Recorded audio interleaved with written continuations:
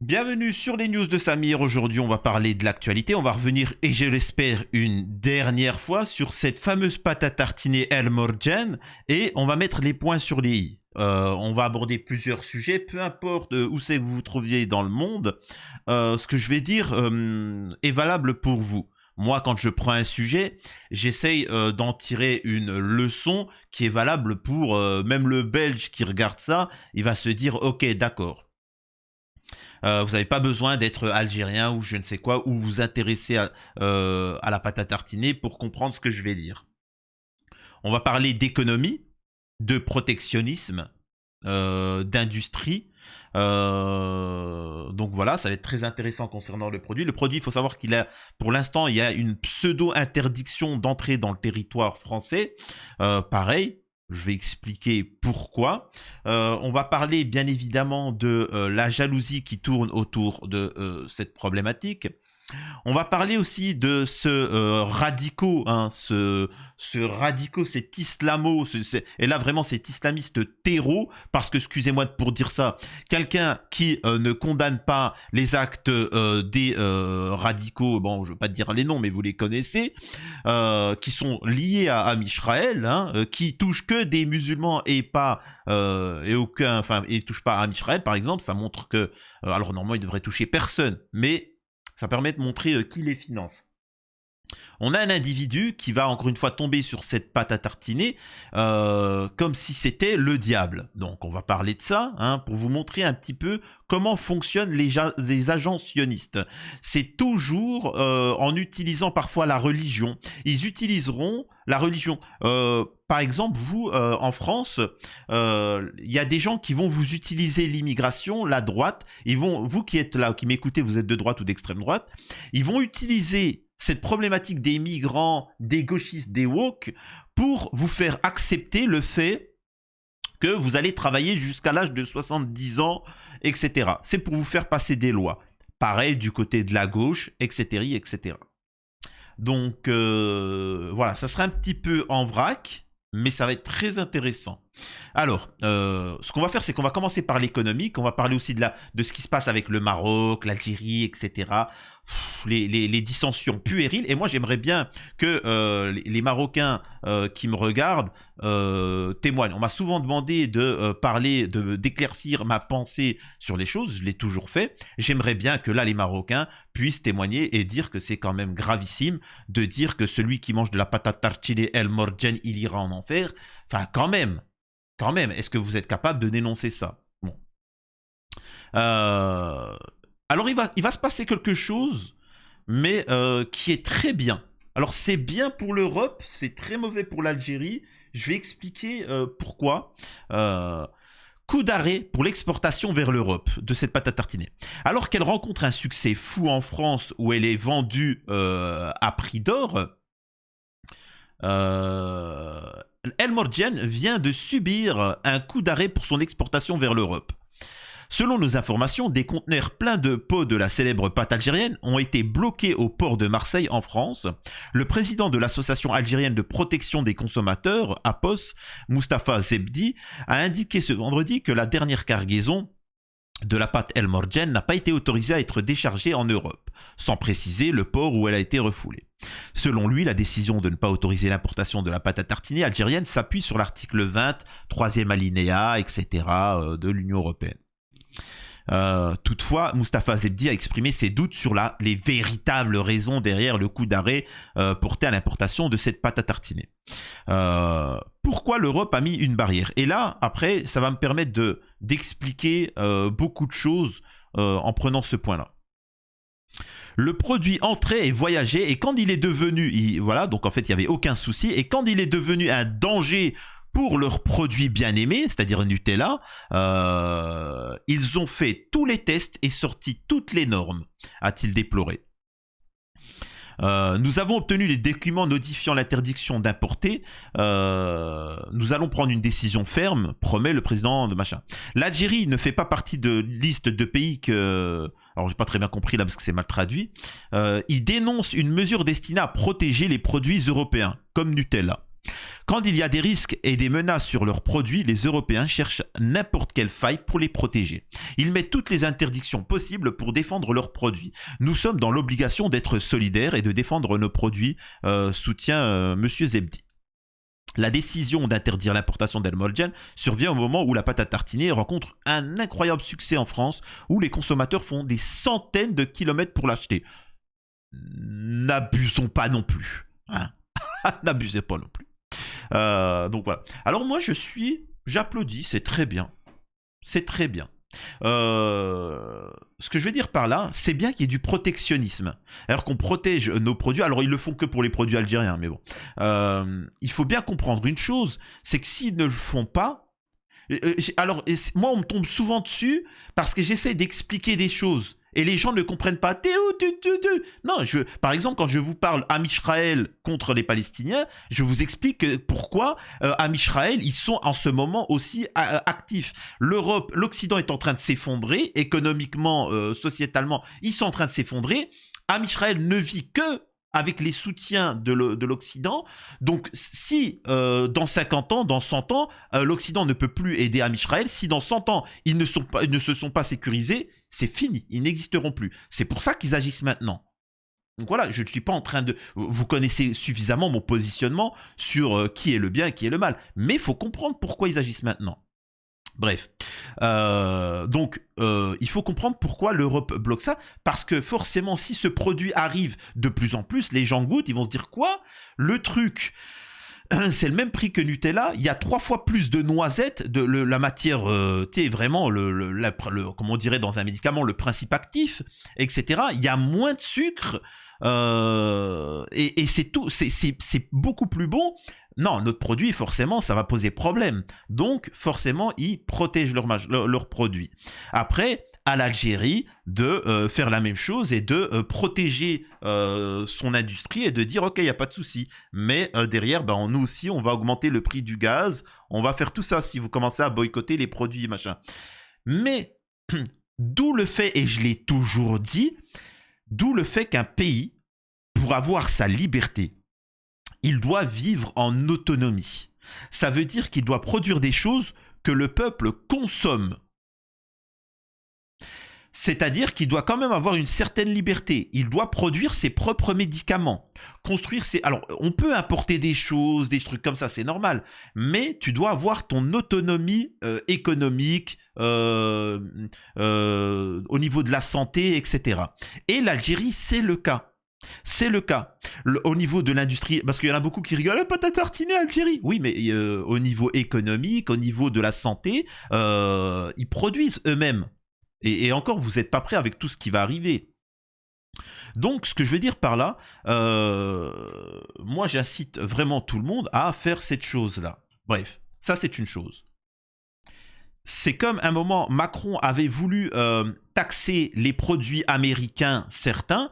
Donald Trump avait dit, ben, à partir de maintenant, on va taxer, comment on appelle ça, le vin et le fromage. Donc c'est un manque à gagner énorme pour la France. Macron, qu'est-ce qu'il a fait? Ok, pardon, je m'excuse, oh, c'est bon. Et c'était réglé. Eh ben, c'est comme ça. Il faut se faire respecter. Il faut savoir vendre ses produits, les défendre. Maintenant, parlons. Alors, il y a plusieurs petites thématiques parce que j'aimerais vraiment qu'à partir de cette vidéo, on n'en parle plus. Maintenant, j'aimerais parler quand même des Algériens. Je vais critiquer un peu tout le monde. T'as beaucoup d'Algériens en Algérie. Ils ont trop vécu des années. Alors, il faut savoir que la problématique en Algérie, le problématique du gouvernement, c'est qu'ils sont trop gentils. Ils ont trop donné d'aide aux Algériens. Par exemple, moi j'ai pu voir en commentaire, vous pourrez regarder dans les vidéos, certains qui disaient ouais, si El Morjan il se développe, faut qu'il nous donne tout l'argent. C'est-à-dire que le mec il est à Alger, il est en train de péter dans la soie, l'électricité c'est 1 euro, le gaz c'est 1 euro, il est en train de péter dans la soie, il voit qu'El Morjan il travaille, ils ont une société, il se développe, et lui il dit donnez-moi. Et ça, moi, c'est pour ça que moi, donnez-lui le passeport pour n'importe quel pays, qu'il aille ailleurs, tu vois. Parce que ça, c'est des gens qui nuisent au pays. C'est ce qu'on appelle de l'assistanat. Et vous pouvez voir, par exemple, et là je m'adresse aux Français de souche, à n'importe quel autre pays. Vous voyez, par exemple, alors c'est surtout les migrants, c'est-à-dire que les Algériens sont contents, ils savent très bien ce qu'est leur pays, mais vous voyez bien qu'en Algérie, ils ont des produits de qualité bien plus que les nôtres, où maintenant, tout c'est de la daubasse, hein, maintenant tous nos produits, ils sont toxiques, etc. Eux, ils ont des produits de qualité, et pourtant certains vont se plaindre. Ouais, mais bon, tu sais, hein, les gars, vous vivez bien mieux que nous. Donc il y a un moment, faut se poser les bonnes questions. Peut-être que vous vous plaignez. Alors qu'en France, par exemple, ils sont fiers de leur pays, malgré que ça soit la zermie. Ils sont fiers de leur patrie. Et en Algérie, malheureusement, il y en a beaucoup. J'ai bien dit beaucoup, qui, je sais pas, tu vois, ils se plaignent. En fait, ce sont des assistés. Je sais qu'en Algérie, c'est le seul pays au monde où on donne des appartements gratuitement. Putain, mais les gars, je vous jure, hein. Ah, c'est. Vous êtes pas prêts, hein. Bref. C'est pour expliquer que ils ont un pays magnifique, une économie magnifique, ils ont du potentiel magnifique, et il y en a qui se plaignent. Assistana puissance 1000. Et c'est pour ça que quand ces gens fraudent pour arriver en France, eh ben, pareil, ça reste des assistés. Parce qu'en fait, ils ont toujours vécu comme ça. Maintenant, j'aimerais revenir sur encore une fois, le pourquoi du comment cette pâte à tartiner dérange. Il faut le savoir que tout est politique. L'Algérie est un des seuls pays qui ne reconnaît pas Am Israël. C'est un des seuls pays qui ne tapine pas. Alors, par exemple, j'ai vu là une vidéo où des Marocains disaient oui, mais nous, on produit des choses, etc. Faut bien comprendre que en Algérie, je sais que ça peut choquer, mais le yaourt, c'est un yaourt algérien avec des produits algériens faits par des Algériens pour des Algériens. Ce n'est pas des entreprises. Enfin, on n'enrichit pas Peugeot, on n'enrichit pas Ferrero. C'est des produits algériens. Donc, moi, j'invite les Marocains qui sont si fiers que ça d'avoir des entreprises étrangères à être patriotiques, à la fermer. Quand je vous dis la fermer, je parle de ceux qui travaillent dans les entreprises. À la fermer, regardez, tu vois. Vraiment, c'est un conseil. Regardez, prendre et faire en fait petit à petit comme ce qu'ont fait les Chinois. Ils l'ont fermé, les Chinois ils étaient comme ça. Ils l'ont fermé. Vous les avez entendus parler les Chinois dans les années 60? Non, ils se sont tus. Ils ont regardé, ils ont envoyé leur ingénieur, ils ont regardé, venez faire des voitures chez nous, venez faire des autoroutes, venez faire des avions. Ils sont venus, ils ont pris. Certes, ils ont copié, mais après, ils ont innové, mais voilà. Et maintenant, regardez où c'est qu'ils en sont. Donc, j'invite les entreprises, plutôt que de se vanter que des étrangers, machin, prenez le savoir-faire et faites-le vous-même, vraiment. Et ça, c'est valide pour tous les pays du monde. Et donc j'en reviens au fait que c'est politique parce que Am Israël a une haine viscérale envers l'Algérie, mais ça, j'ai envie de te dire, c'est normal vu que l'Algérie ne considère pas ceci comme un pays et que ça doit être démantelé. C'est normal qu'ils lui font la guerre sur tous les côtés. Vous avez pu voir cette pâte à tartiner qui lui est tombée dessus, mais vous avez pu voir les islamistes venir et critiquer une pâte à tartiner en sortant des fatwas, carrément. C'est-à-dire que religieusement, il faut savoir que pour ces gens-là, manger de la pâte à tartiner vous emmènera en enfer. Et ils utilisent toujours les mêmes choses. C'est pareil que les groupes islamistes qui font des dingueries, mais ils font des dingueries où? En Syrie, où il y a des centaines de milliers de décès et ainsi de suite. Nous avons en tête de piste, en tête de gondole, cet individu-là, comment on appelle ça, les archi-frotteurs, hein. Ça, c'est les barbus bien frotteurs, tu vois.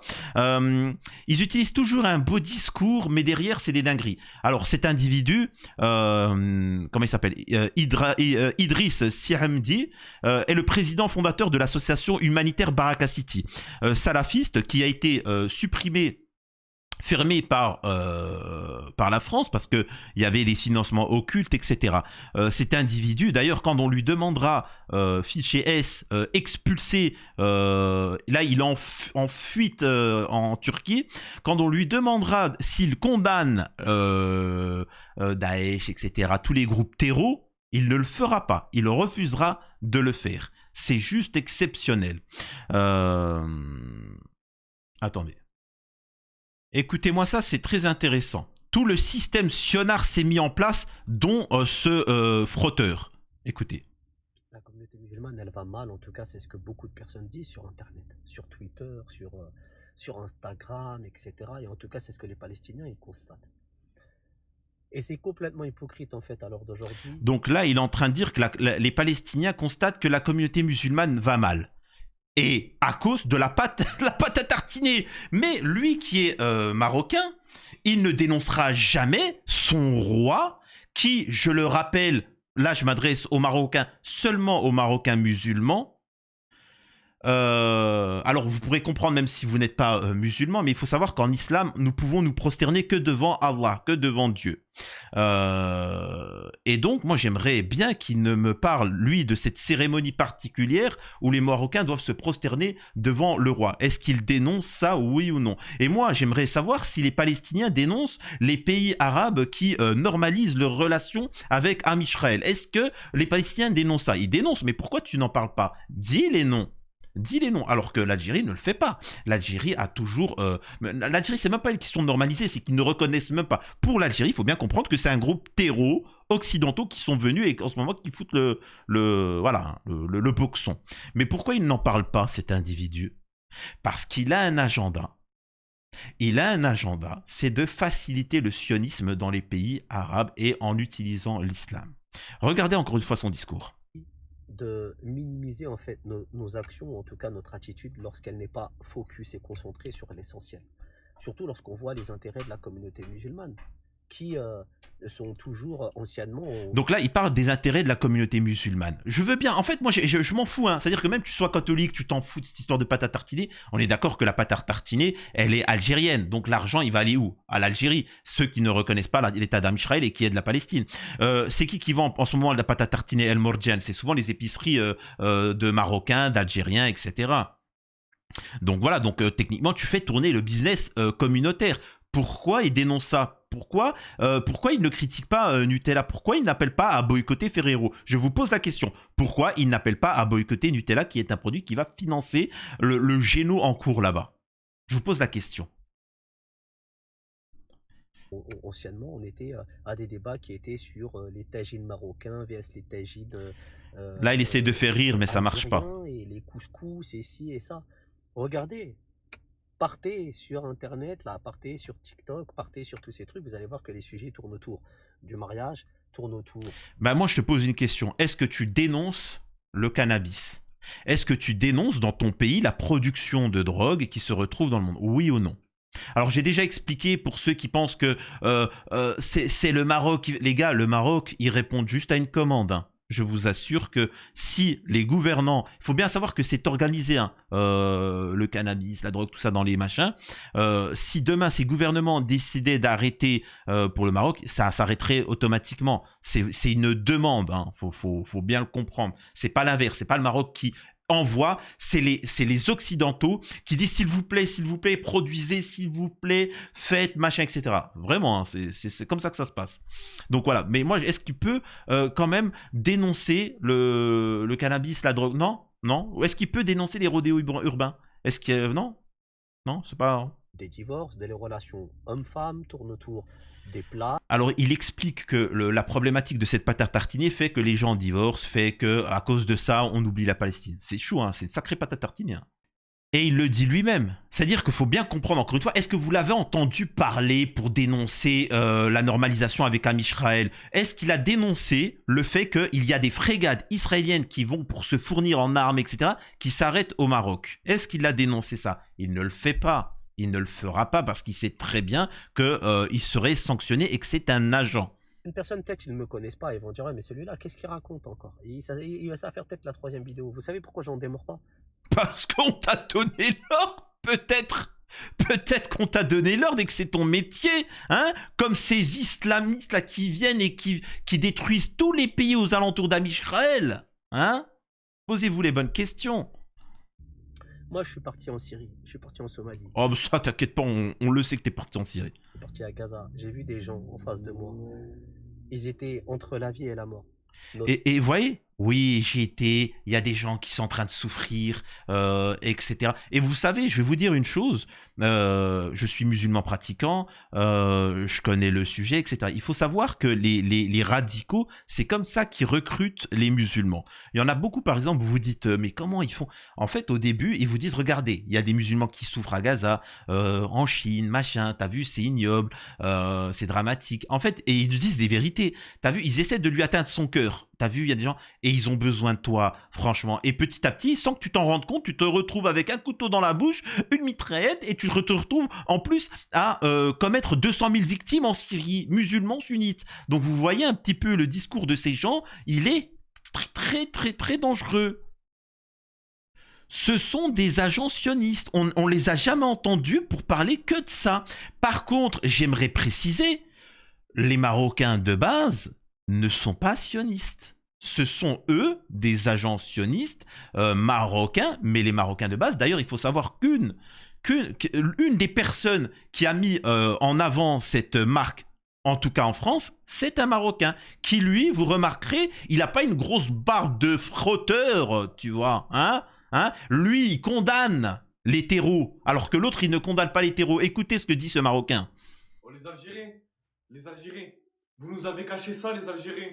Oh, j'en gamberge ce produit. Gamberge.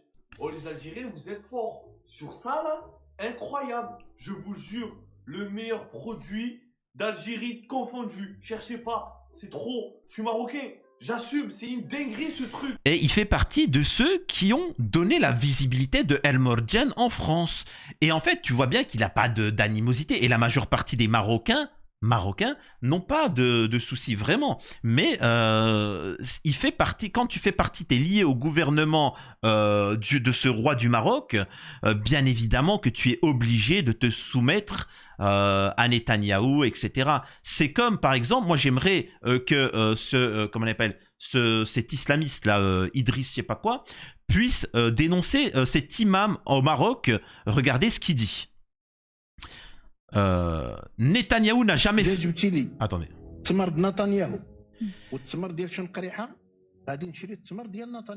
Alors, attendez, je vais baisser le son parce que voilà. Si tu me proposes les dates de Benjamin Netanyahou et les dates, en résumé, les dates algériennes, j'achèterai les dates d'Israël de Netanyahou. Et cette fatwa, cette décision juridique, elle n'est pas faite sur l'émotion.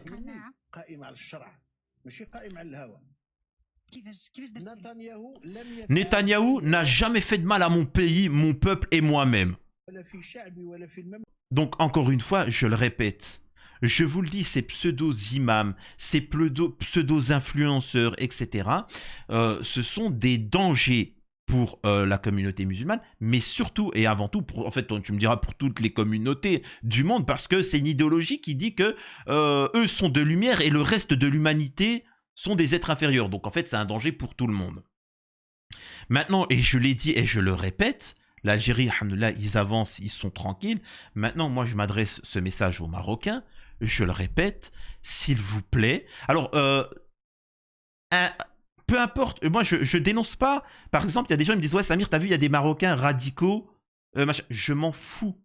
Tant que ça reste des Marocains pour le Maroc. Moi, d'ailleurs, je respecte beaucoup plus. Il y en a qui me sont tombés dessus. Ouais Samir, t'as vu, toi l'Algérien, si, ça, je m'en fous. Tant que t'as un discours où tu dis, le Maroc doit appartenir aux Marocains, je te respecte. Même si tu dis qu'il faut dégager tout le monde, bah tant mieux, il n'y a pas de souci. Il faut développer nos produits, machin. Maintenant, ces pseudo-sionards qui mettent en avant les intérêts sionistes au Maroc, ça, je les dénonce, tout simplement. Et je vous invite tous à le faire, point barre. On a pu voir, et c'est quand même une dinguerie, juste cette patartatinée, tout le monde s'en fout, les Algériens, ils n'en ont pas parlé plus que ça. C'est le scandale qu'ils ont fait. Oh, tous les jours, il faut qu'ils en parlent et qu'ils critiquent. C'est bon, passez à autre chose. Maintenant, ça vous montre encore une fois, et là je m'adresse aux catholiques, je m'adresse aux Renois, peu importe d'où c'est que vous me regardez dans le monde, le fait de l'importance d'être communautaire. Si vous n'êtes pas communautaire, et il faut savoir qu'en Europe et surtout en France, les gens ne sont pas communautaires, les Maghrébins ne sont pas communautaires. Et moi, je vous appelle à être communautaire. Alors, je m'en fous, si vous voulez partir dans des dissensions, si tu es marocain, soyez communautaire, mais un communautaire qui va mettre en avant vos produits, qui va vous protéger en cas où dans une école on vous fait du mal. Vous voyez ce que je veux dire?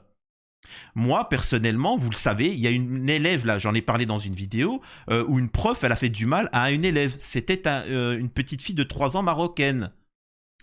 Je suis là, ça me choque, je suis prêt à aider, etc. Mais à ce moment-là, moi, j'aurais bien aimé voir un communautarisme marocain pour la défendre et défoncer la prof. Quand je dis défoncer, juridiquement, parce que juridiquement, elle est tranquille. Vous voyez, dans les médias, ils ont été laxistes. Il y a qui a dénoncé ça? C'est moi qui ai dénoncé le machin. Et moi, je trouve que le communautarisme pour jalouser les produits algériens, ça vient pas des Marocains, ça vient des sionistes que certains vivent au Maroc. Donc, encore une fois, moi je suis curieux de savoir ce que vous allez dire. Maintenant, comprenez que vous avez des agents dormants sionistes un peu partout, qui se réveillent dès que les intérêts sionards tombent. Donc voilà, tout simplement. J'espère que ça vous a plu dans cette petite vidéo. J'espère ne plus avoir parlé de cette pâte à tartiner. Vraiment, alors peut-être que si on atteint les 100 000 abonnés, j'offre 100 pots d'El Morgian. Vraiment, une centaine, je m'en fiche. Une centaine. Vous me dites les noms, tout ça, j'enverrai, je vous jure, et j'envoie en colis, et c'est moi qui paye les frais d'envoi à chaque personne, à 100 personnes au hasard de la chaîne. À la prochaine, c'était les news de Samir.